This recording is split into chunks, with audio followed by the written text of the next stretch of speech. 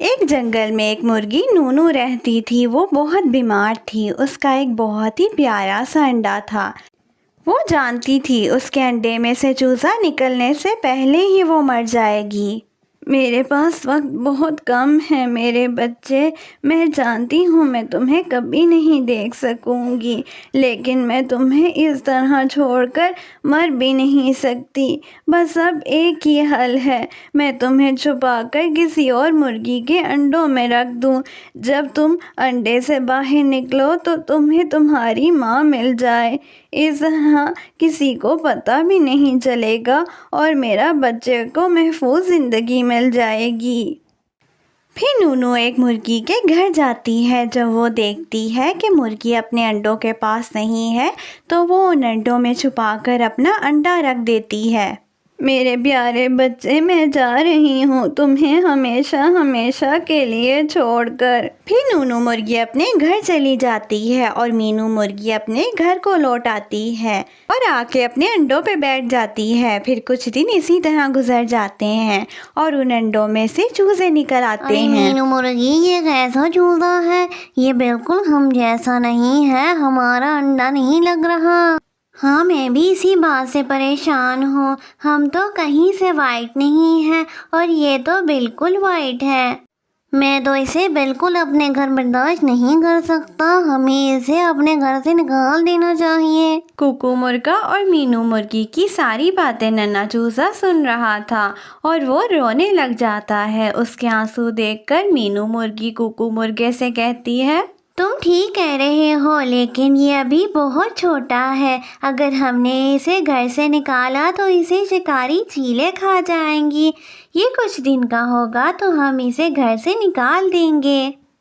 پھر کچھ دن اسی طرح گزر جاتے ہیں۔ کوکو مرغا اور مینو مرغی اس کے ساتھ بالکل بھی اچھا سلوک نہیں کرتے، نہ اسے پیار کرتے اور نہ ہی اسے اپنے ساتھ رکھتے تھے۔ وہ اکیلا ہو گیا تھا۔ کوکو مرغا چاہتا تھا کسی بھی طرح وہ چوزا ان کے گھر سے نکل جائے۔ پھر ایک دن کوکو مرغا اور مینو مرغی نے آپس میں مل کر ایک پلان بنایا۔ مینو، میں اسے اپنے گھر اور مزید برداشت نہیں کر سکتا، ہمیں اسے اپنے گھر سے نکالنا ہوگا۔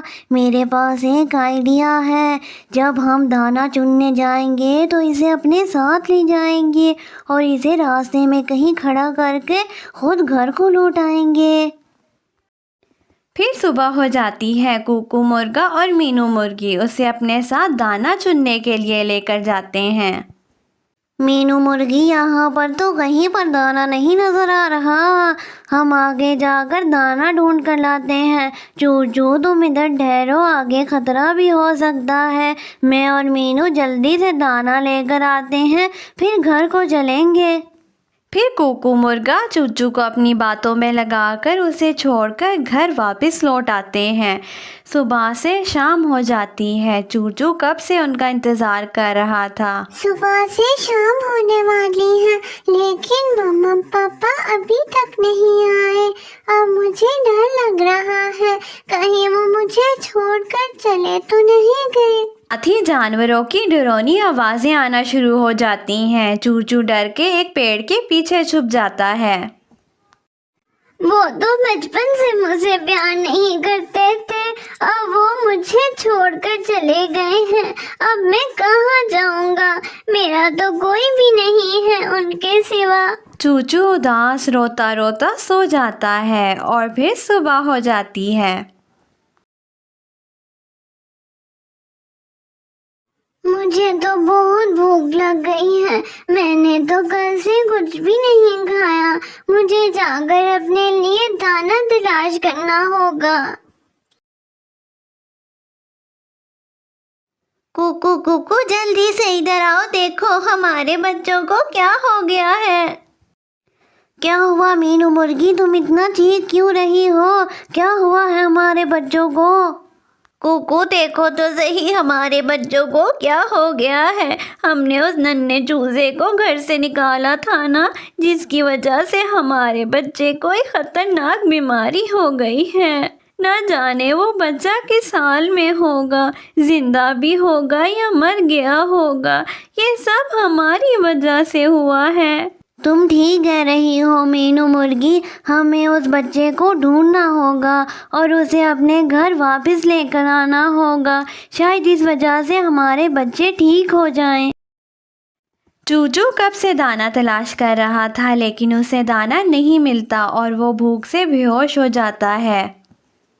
چوچو تم کہاں پر ہو؟ ہمیں سن سکتے ہو؟ چوچو! مینو مرغی وہ دیکھو چوچو، چلو اس کے پاس چلتے ہیں۔ پھر مینو مرغی اور کوکو مرغا اسے اپنے ساتھ گھر لے جاتے ہیں اور اس کا بہت خیال رکھتے ہیں۔